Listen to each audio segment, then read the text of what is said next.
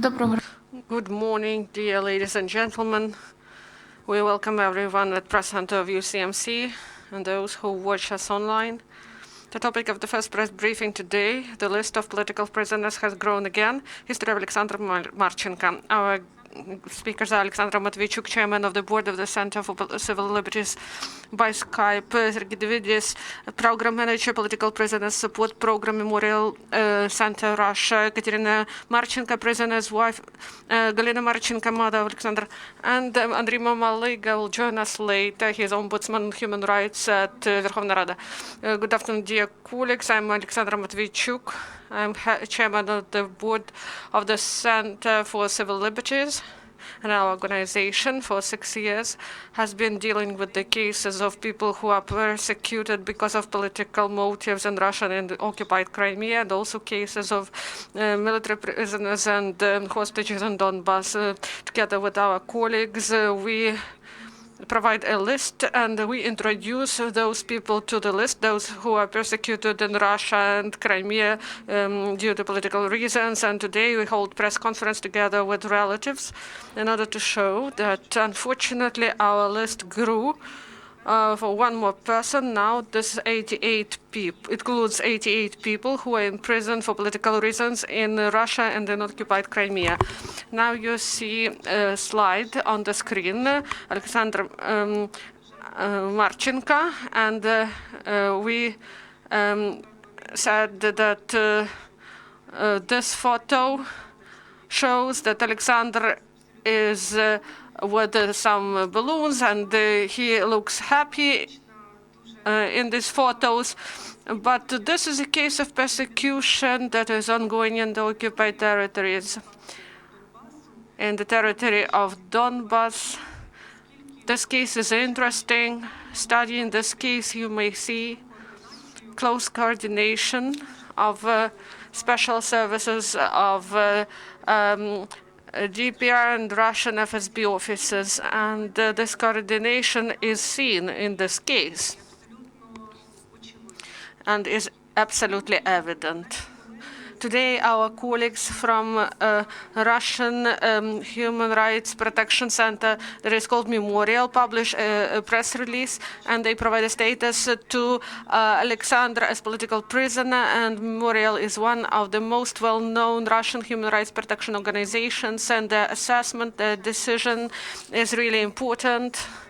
And different international organizations, they respect this organization, and I would like to start a press conference with Sergey Davidis, and I would like to ask to show him on the screen. He deals a lot with the Ukrainian hostages of Kremlin. And we are trying to connect, and I would like Mr. Mamalyga to join us on the podium. Good afternoon, Sergey. Yeah, given the floor. We know that Memorial Center provides a press release today and provides a status of political prisoner to Alexander Marchenko. Please tell us about this case, how you assess it, and why did you provide the status to this case?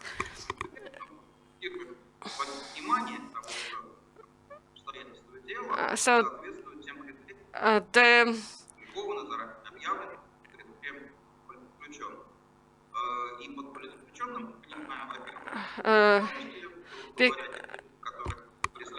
he is a political prisoner because he corresponds this description of the cases of political prisoners.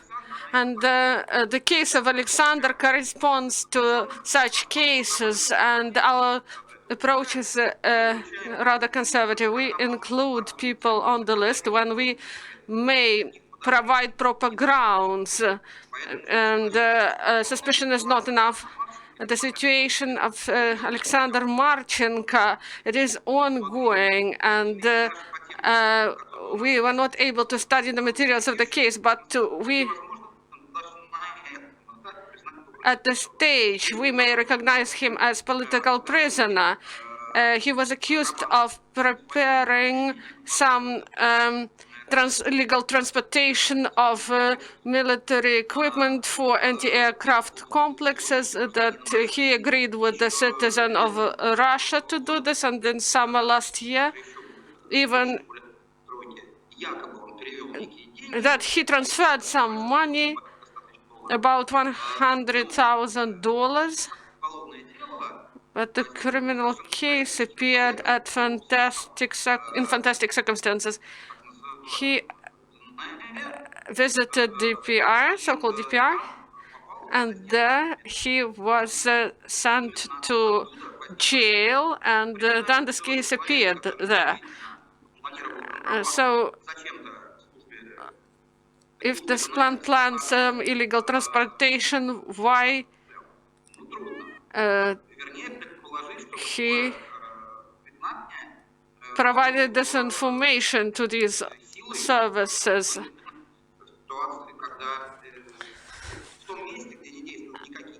And the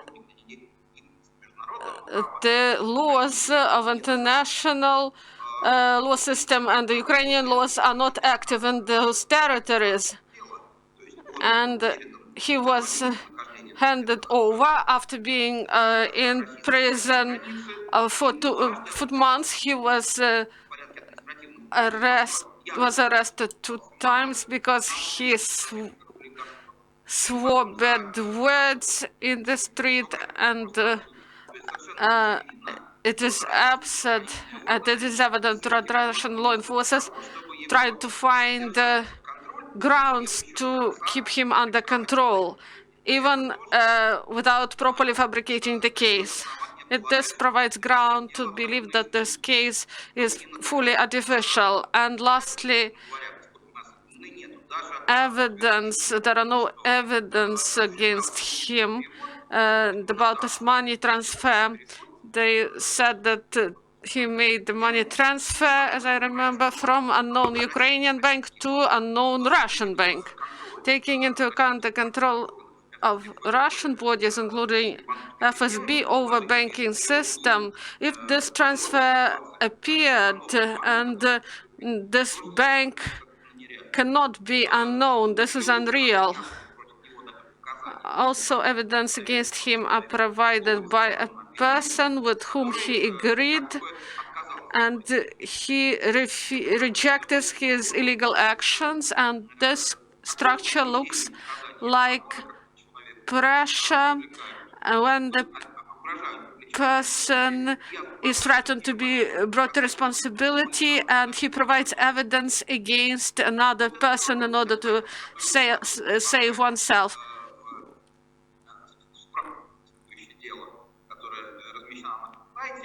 So we have this case on the site and in the press release we distributed today. This provides grounds to say that these persecutions are illegal, and when a citizen of Ukraine is accused of these actions, including the territory of DPR, this provides us grounds to believe that these persecutions are illegal. So the case is ongoing, and we want to demand his release. We will spread information in Russia and in the world, and we will insist on his release. Thank you very much, Sergey. And the press release that was mentioned by Sergey, you may find it on the Memorial Center, and there it is clearly stated why one of the oldest organizations believed that this is politically motivated persecution. I would like to go back to the speakers of our panel, and I would like to give the floor to the wife of the prisoner, Kateryna, please. Good afternoon, I'm Kateryna. I'm a wife of Alexander Marchenko. We had such complicated story before military actions in DPR.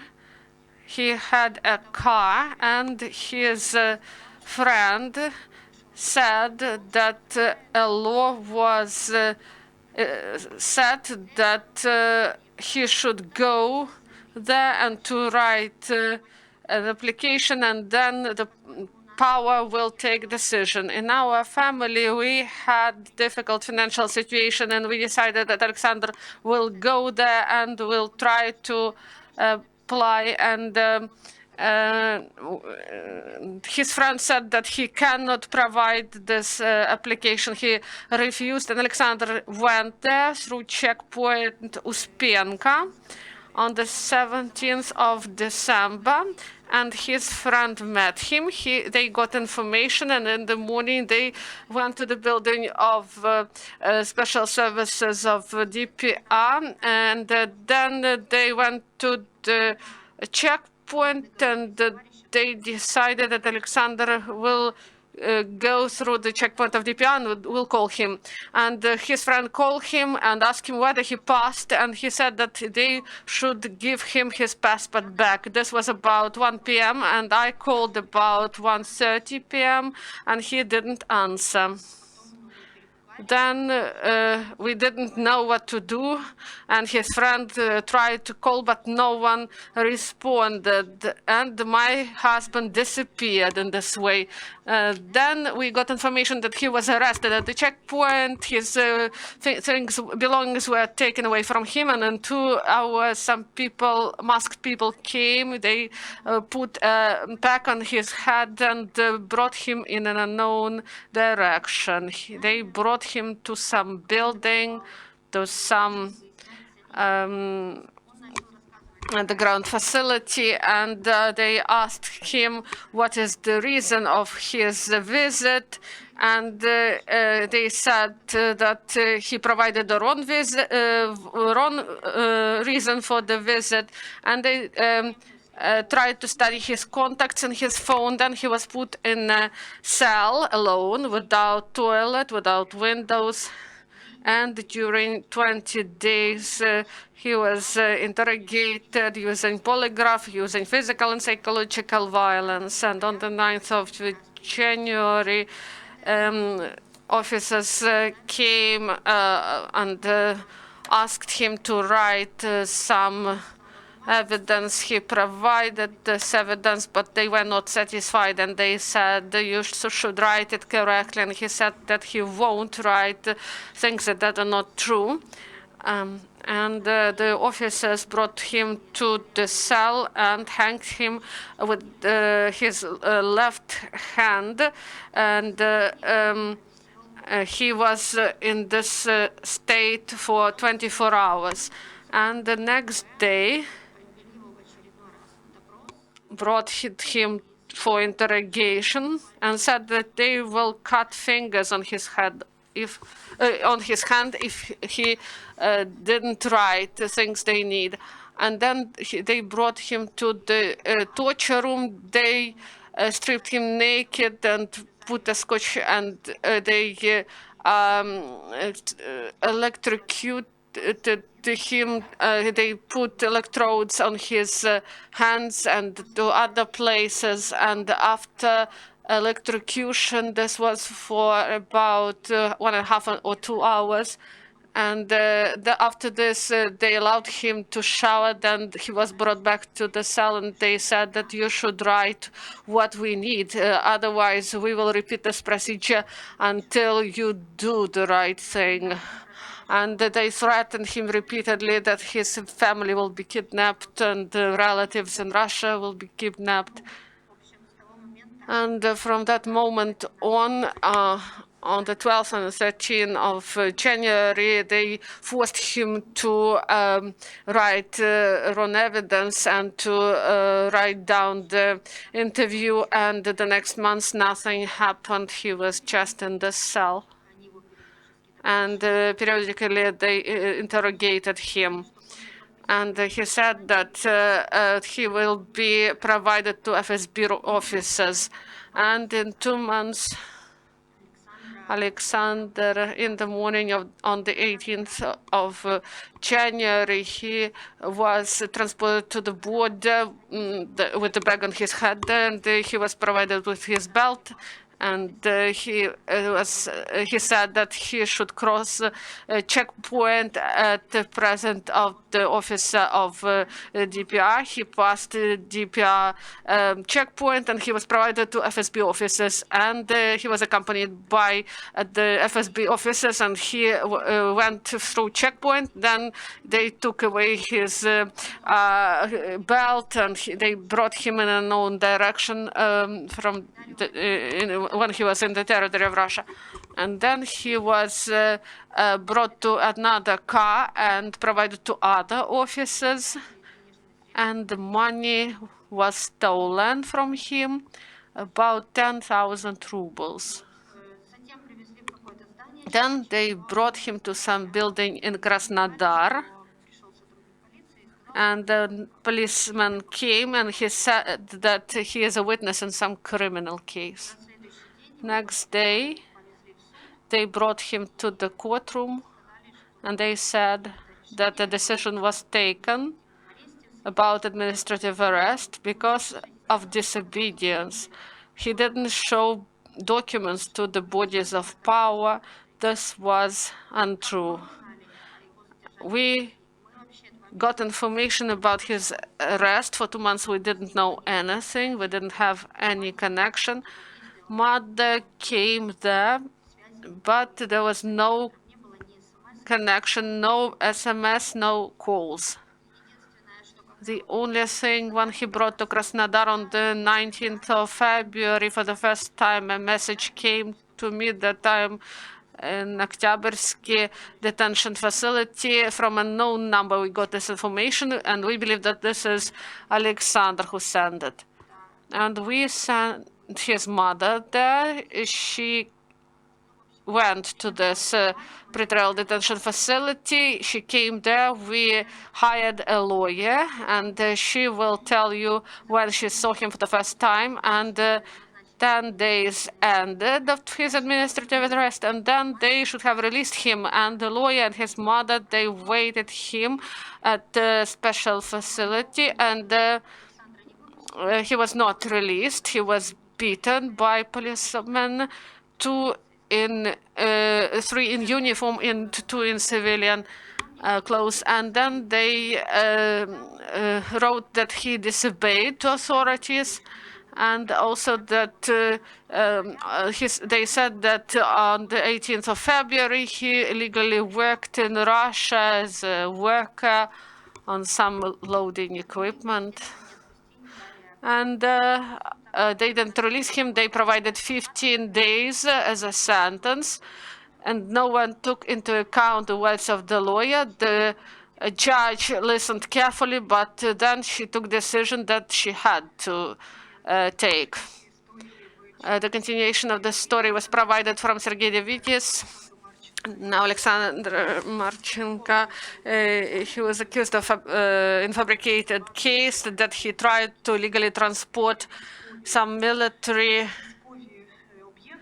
objects, some spare parts, and on the whole, Memorial Center is dealing with this case, and we and Memorial Center, we believe that this case is fabricated. And I would like to give the floor to his mother, Galyna. She went to Krasnodar and to Donetsk, and were you able to see him, and what did you see?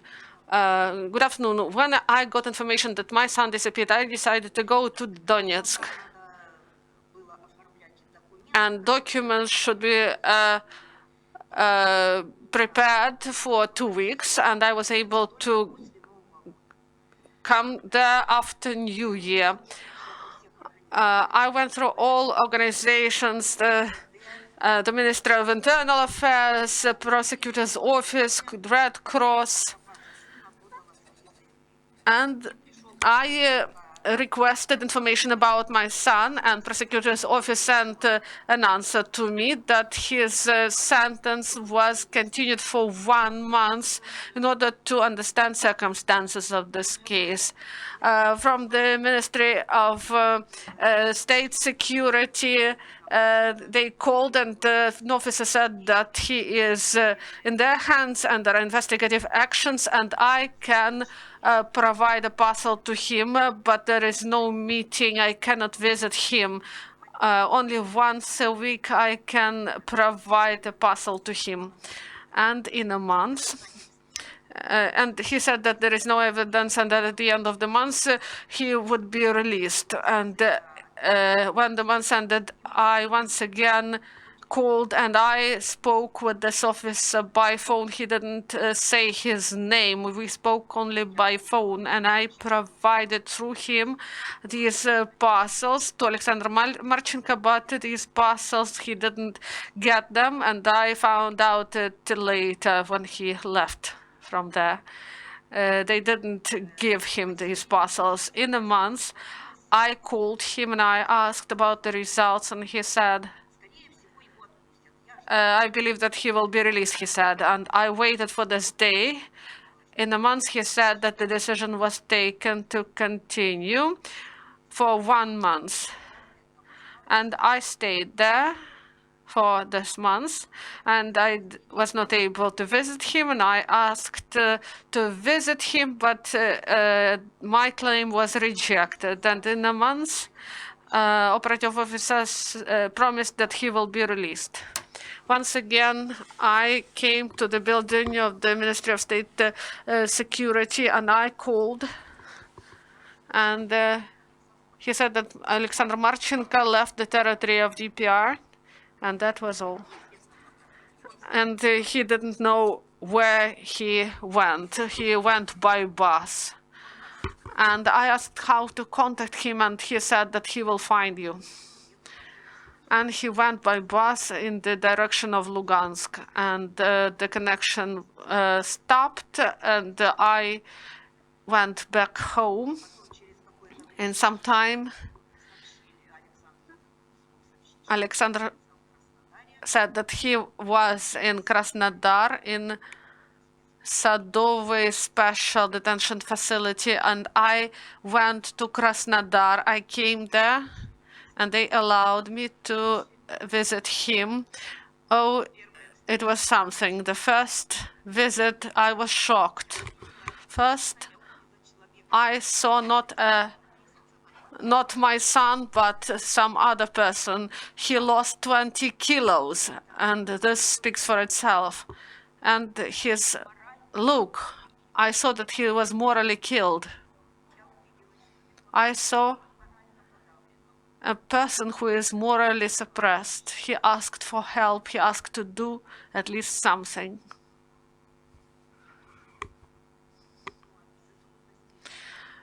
And I was shocked, and I didn't know where to address to and what to do. Later on, we found a lawyer, and he was able to visit him. I was provided with one visit.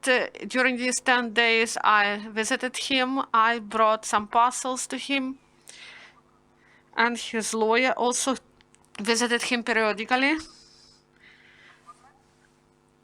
And before the lawyer, FSB officers worked with him.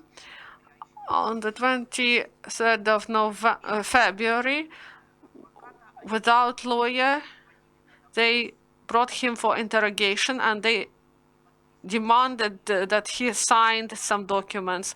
And they said that we allowed your mother to come, so that's why you should sign. And he signed everything that he was provided with. So he said this to me.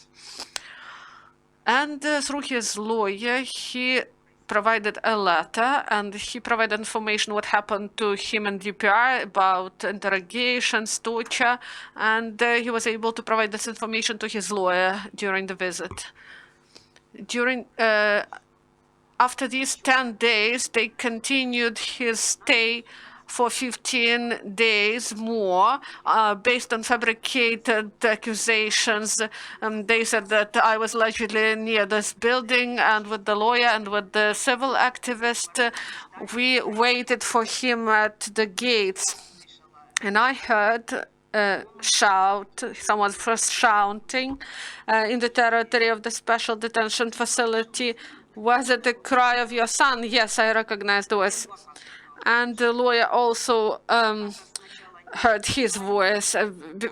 First, the lawyer was not allowed to come. He tried to phone to meet with him, and in 1 hour he was not allowed. Then he called, and he was able to be provided with a meeting with him. And when the lawyer asked to go to the territory and to meet Sasha,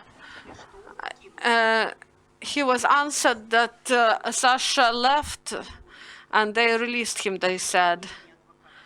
But the lawyer, he insisted on the meeting, and he was able to come to the cell, and he saw Alexander.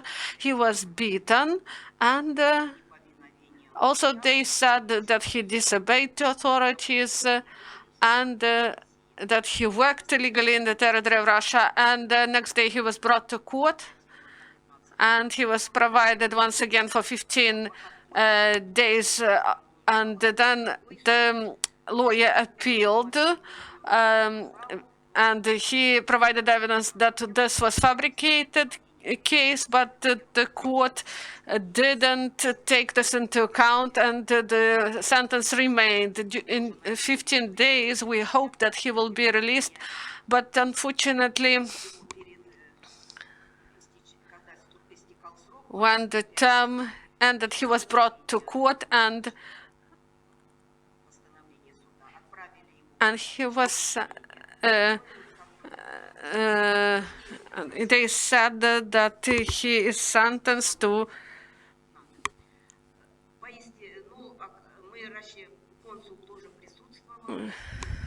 he said that he is should be forcibly ejected from a place, and they said that in 10 days this will happen, but nothing happened in 10 days, and he stayed in this camp for displaced persons for 1.5 months. On the 1st of May, FSB officers came, and they took him to pretrial detention facility of Krasnodarsky region, and he was accused, and criminal case was started. He was charged, and criminal case was started against him. Thank you. And in this case, there are many violations, but one of them is really critical. When the decision was brought about forcible ejection from the place, the OLA and the consulate said that we will go away at once, but the decision of court was taken, but for unknown reasons he was held, and then they fabricated the case for transportation of some military complex. I would like to give the floor to the representative of the Office of Ombudsman on Human Rights, to Andriy Mamalyga. I know that you met with relatives, that you studied this case. What is the opinion of the office on this case? And please share the information. What do you do to help in this case? And thank you for invitation.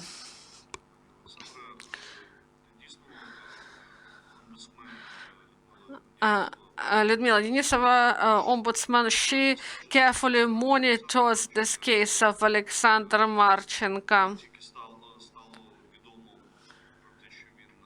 When we got information that he was detained by special services of Russian Federation, appropriate requests were sent to the Ministry of Foreign Affairs and the other bodies in order to get unnecessary information, in order to use possible and impossible mechanisms. And you know that we have limited capabilities in our office. On the 30th of October, the representative of the consulate visited Alexander. he got information about the conditions of his detention. But I would like to focus our attention on other thing. The case of Alexander Marchenko once again confirms that citizens of Ukraine,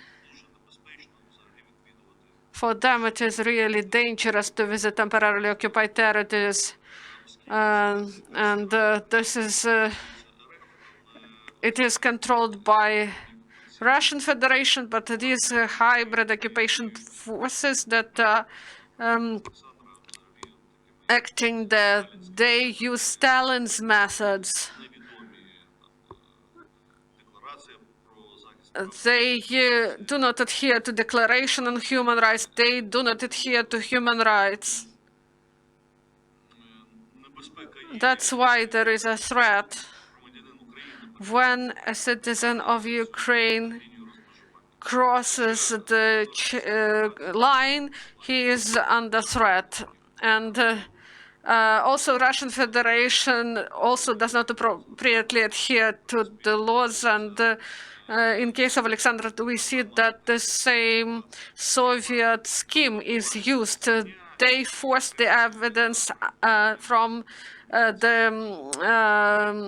those who are charged, and the court takes this evidence into account, and we cannot hope for justice in Russian Federation. But nevertheless, we should fight. We should work with the lawyer in order to have a contact with Alexander, in order to have some operative information, and this will at least somehow will discipline,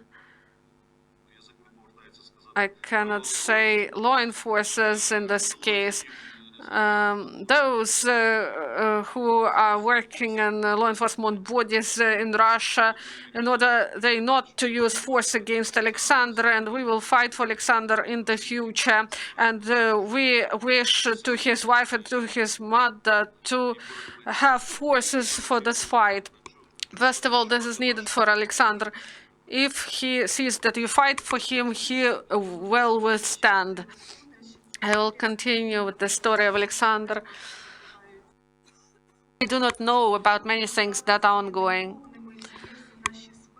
and our lists are not full that we are trying to do in these 6 years. This story started in 2018. We got information about it only now, because mother and wife, they heroically fight for him. When they understood that there won't be any ejection, then they asked the bodies of state power to help. They addressed to human rights organizations. And maybe we do not know about many people like Alexander Marchenko. Dear journalists, if you have questions, please ask, and we will be able to provide answers. Dear guests, please raise your hands and introduce yourself first before asking the question. RTR channel, Victoria Boyka. As of today, what is the stage of this case? They send it to court. What is the threat? What can be the term? Look, now a criminal case was started. There is investigation, but nothing is going on. Each 2 months, they just continue his sentence. And before this, in order to show some investigative actions, they carry out formal interrogation. They ask about his gender, age, his marriage status. So these interrogations are formal, and each time they continue the term, the lawyer do not see that some actions were done and there are some results. Nothing happens. Do you have other questions? And when journalists asked the lawyer to comment, Denis Pluzhny, the lawyer, he said that starting 1st May, there are no evidence, no witnesses, and no documents about transaction of 130,000. And he was charged with Article 1230 226.1 of the Criminal Code of Russian Federation. And they accused him of trying to bring some spare parts for anti-aircraft complex, but there is no evidence, and they continue to illegally detain him. Novinarnia news outlet, 2 questions. What about his health, and what was he doing before arrest? Maybe some anti-Russian conversations or something. Now he feels okay, but there are results of these torture actions, and he has some problems with his heart and some problems with his health. Yes, he have them. He has them, and he was working in the field of provision of mining equipment. He didn't do any anti-Russian propaganda. He was neutral, but now in detention he has pro-Ukrainian position, because he said that these officers of state security ministry, they beat him, and they said that he is a supporter of Bandera. And each time when they beat him or when they torture him, they voiced anti-Ukrainian sentiments. Do you have some questions? No, there are no more questions. So you may speak with our speakers off records. This is the end of press briefing. Thank you.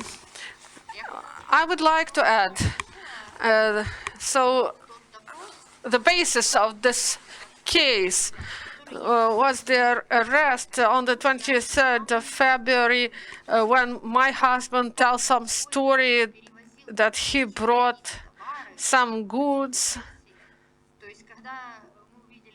Some versions were provided. When I saw this, and also he wrote a letter to a consul, and he said that there was an interrogation, and he signed 4 documents against him. Now we saw only one about illegal interrogation, and it is in the case. I would like to say that even in accordance with the Russian repressive law, evidence is not enough. There should be some proofs that confirm something. And there are no such things against him. And the Russian human rights supporters, they also say that this case is fabricated, and there are no grounds for this case at all. And also about interrogation, it was done without a lawyer. When Alexander contacted us, he found out how to tell where he is. Starting 18th of February, they didn't allow him to tell his relatives where he was. And if we didn't receive this message, I think we won't be able to get information about his where he is. So we were fortunate that he was able to send this message to us. And if we speak about international standards and Russian legislation, a person should not be held incommunicado. This is a grave violation. And also, this case should be considered by international bodies. So we are open to speak with you off records. Thank you.